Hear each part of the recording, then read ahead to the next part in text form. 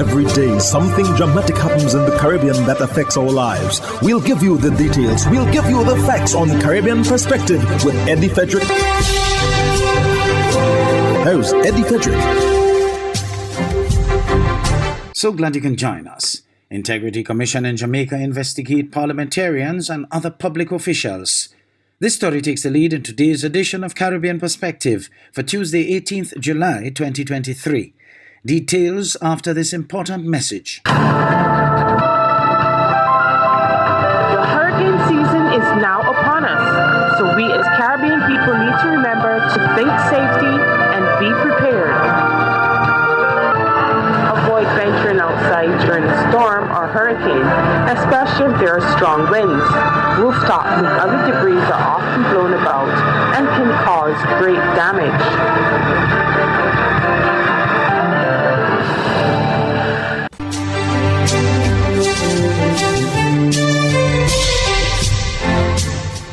Welcome back. 6 parliamentarians and 28 public officials being investigated for illicit enrichment. TVJ's Andrea Chisholm reports. According to the Corruption Prevention Act, illicit enrichment has to do with a public servant owning assets disproportionate to their lawful earnings and is unable to give a satisfactory explanation to the authorities about how they got such assets. As is usually the case, the Commission did not name the 6 parliamentarians or indicate if they were from the Senate or the House of Representatives. Neither did it give details about the 28 public officials. If an individual is charged with illicit enrichment, they can show the court how they lawfully acquired the assets. In the meantime, 3 parliamentarians, 2 from the lower house and 1 from the Senate, are yet to file statutory declarations as at December 2022. In total, only 71% of the over 44,000 persons required submitted statutory declarations by March 31 this year. And the founding director of the National Integrity Action, Professor Trevor Monroe, has joined the chairman of the Integrity Commission in rejecting a proposal to remove the Auditor General from the Integrity Commission. Integrity Commission Chairman, retired Justice Seymour Panton, said the proposal made by a member of the Parliamentary Oversight Committee reviewing the Integrity Commission Act was unacceptable. In an interview with our news center, Professor Monroe argued there is no basis for the proposal. The Office of the Auditor General and the particular occupant of that office has been a member of institutions that have been set up to investigate corruption. There's no reason why 50 years later, without any adverse result from the presence of the Auditor General and such a body, that the Auditor General should be removed. What this would do is weaken the capacity of the Integrity Commission. So this proposal to remove the Auditor General from the committee should be rejected out of hand, and I support the chairman of the Integrity Commission in his comments that there is no basis for this to be done. Minister of National Security in the Bahamas addresses the concerns about guns and murder in the country. Cleopatra Murphy of ZNS News reports. The concern continues to be that there are too many guns. There are too many people cloaking these people with the guns. Minister of National Security, the Honorable Wayne Monroe, is voicing his concern about the proliferation of illegal firearms in the country, contributing to not only the murder rate inching closer to 60 for the year, but also the shootings that may not end in death. Those concerns coming in the aftermath of the latest slaying on Blackstone Close and Blue Hill Road Wednesday, and a double homicide just days before. You speak about a double murder and a murder. But in the same period, I've received briefings about shootings that haven't been fatal. So although people focus on the murders, there are other crimes happening that indicate that there is a continued problem with too many firearms in the country. Monroe continues to appeal to the public: if they know something, say something, which can be instrumental in preventing much of the bloodshed. Unfortunately, he says it is not heeded like it should be. Quite often we hear the cries when somebody is killed, and quite often we see these are people who themselves have on bracelets, who themselves have been to court. Well, when you have this cycle, it can come around to you. The recent homicide victims, the latest identified as Fred Lloyd of Tranquil Gardens, were all on bail and being electronically monitored, pointing to 2022's trend where Commissioner of Police Clayton Fernando reported 30 of 128 murder victims were on bail. Monroe continues to implore parents, if your child has a gun, notify police. It's more troubling for us. And as I say, as we continue to urge on the court, and we will be urging on the court continuously, when they come for your son, who you know has a gun, you may be with him. You may be unintended collateral damage. Someone else you know and love may be unintended collateral damage. This is everyone's responsibility. We are giving the police the ability to be present on the street. We need the participation of the public in directing them where they know something. For the Bahamas Tonight, I'm Cleopatra Murphy. The Bankers Association of Trinidad and Tobago has teamed up with the police service to improve security outside financial institutions.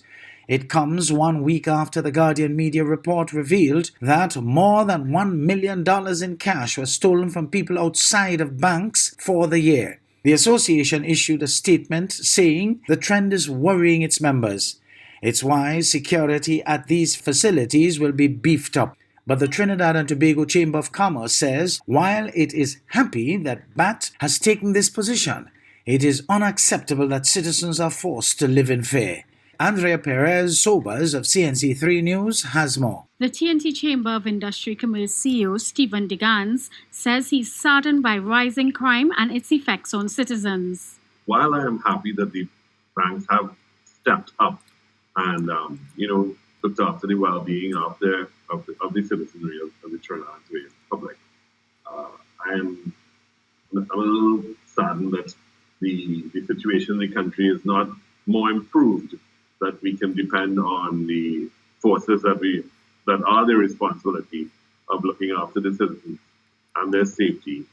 They're not able to provide that level of safety and comfort to the citizens. On the invitation of BAT, Head of Crime Stoppers Darren Carmichael says they will be working in partnership with the association to improve security at their facilities. BAT hopes that this will reduce robberies at ATMs and banks. We are asking persons who have information to come forward, and of course by coming forward you do so anonymously and you get an opportunity as well to get a reward for it. We have not spoken or discussed or agreed upon what would be the reward amount. Crime Stoppers usually pay up to $10,000 for information in terms of a reward, and it's a portion based on the type of crime. Bankers Association TNT President Richard Downey says there's great concern amongst the bankers with the increased criminal activity against customers to and from the banks, and steps have been taken. We've strengthened our coordination efforts among the member banks in sharing relevant information to help the police service in their investigations. We are also working through the partnership with and finalizing a partnership with Crime Stoppers Trinidad and Tobago to help mitigate these activities. These activities are of primary concern to BAT. And a Guardian media report has revealed that over $1 million have been stolen from customers as they left financial institutions within the last year and a half. Andrea Perez Sobers, CNC3 News.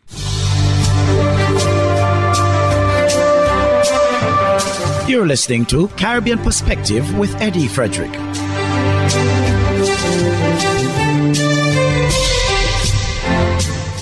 Commissioner of Police Earl Haywood Christopher says her officers are committed and engaged in stopping criminals in their tracks in Trinidad and Tobago. In a pre-recorded address to the nation, the top cop warned criminals that their attempts of lawlessness, when faced with TTPS, will fail. Ayana Carter of TTT News has some details. Commissioner of Police Earl Haywood Christopher addressed the issue of this country's crime situation in an address to the nation. Earlier this week, the murder toll reached 300, and our national consciousness was jolted as we reached this dreaded milestone. And in a sense, we all share the collective disappointment that this is how violent our society has become. For the 6-month period, January to June 2023, Trinidad and Tobago recorded 286 murders, including 23 double and 4 triple homicides. In 2018, 278 homicides were recorded, and in 2022, 259. Probable causes show that gang activity is the greatest contributor, followed by drugs. Homicide Region 2, which covers Northeastern, North Central, Northern North, and Eastern divisions, contribute to more than 50% of the murders, which is more than the other 2 regions combined. The weapon of choice to commit crimes, according to the Commissioner, are firearms. However, despite these grim figures, Commissioner Harewood Christopher said the Trinidad and Tobago Police Service is taking action by building the capacity and competency of officers. The TTPS has been innovating and strategizing to treat effectively with these challenges. We have maximized reliance on intelligence-led precision policing.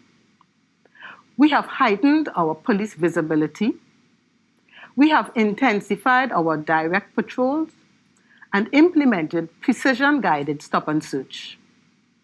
Through these initiatives, we have been able to increase the number of seizures throughout all police divisions. Through these initiatives, we also experienced an overall reduction in woundings and shootings and other serious crimes in 2023. The top cop appealed to all law-abiding citizens for assistance, collaborating with the police for the restoration of law and order in the country. She also had some strong words for criminal elements. Those fueling criminal activities, desist. Now is a good time to withdraw from criminality. You are guaranteed to fail once you are confronted by the police, and as we adopt a zero tolerance to lawlessness. Ayana Carter, TTT News. HGP's Shemar Aline updates us on Guyana's Judicial Services Commission, JSC. Long-awaited members of the JSC were sworn in on Friday, marking a significant milestone. President Irfan Ali expressed his optimism that establishing the JSC would alleviate the burden on judicial officers and contribute to the seamless functioning of the justice system. This development holds the promise of improving efficiency and effectiveness in administering justice. Chancellor of the Judiciary Acting Unit Cummins Edwards, Chief Justice Acting Roxanne George, Chairman of the Public Service Commission PSC Maniram Prashad, former Chancellor Justice Karl Singh, and the Chairman of the Law Reform Commission Justice Bisraj Singh Roy were sworn in as members of the Judicial Service Commission JSC on Friday. The members were appointed for 3 years, and Justice Cummins Edwards would chair the commission. The Ali-led administration had come in for criticisms of the JSC, which has been defunct for the past 6 years, since there are a limited amount of judges and magistrates to dispose of the number of cases before them. But with the Judicial Service Commission in place, the head of state noted that the burden would soon be lifted. Our judicial system is not without its challenges. We are woefully short of our full complement of judges and magistrates. This naturally has placed greater burdens on the existing pool of judicial officers. Now that the JSC is in place, it is anticipated that some of those burdens will be lifted and thereby allow for a smoother turning of the wheels of justice. Moreover, he called on the Commission to protect the integrity and independence of the judicial system. I only ask that you be faithful to your oath of office and that you guard zealously the independence, integrity, and impartiality of our judicial system to ensure that it remains a cornerstone of our democratic system of government. The JSC's remit includes the power to make appointments, to remove and to exercise disciplinary control over persons holding or acting within the offices of Commissioner of Title, Director of Public Prosecutions, Deputy Director of Public Prosecutions, Magistrate, Registrar and Deputy Registrar of the High Court, Registrar of Deeds and Deputy Registrar of Deeds. The Commission also advises the President on the appointment of judges, with the exception of the Chancellor and the Chief Justice. Reporting for HGP Nightly News, Shamar Allen. Hubbard's is once again innovating the way you shop with its new online store, providing 24-hour shopping convenience. You can shop now for appliances, hardware, houseware, building material, and more. Free delivery island-wide. Start shopping now at hubbardshardware.gd. Safe, convenient, reliable.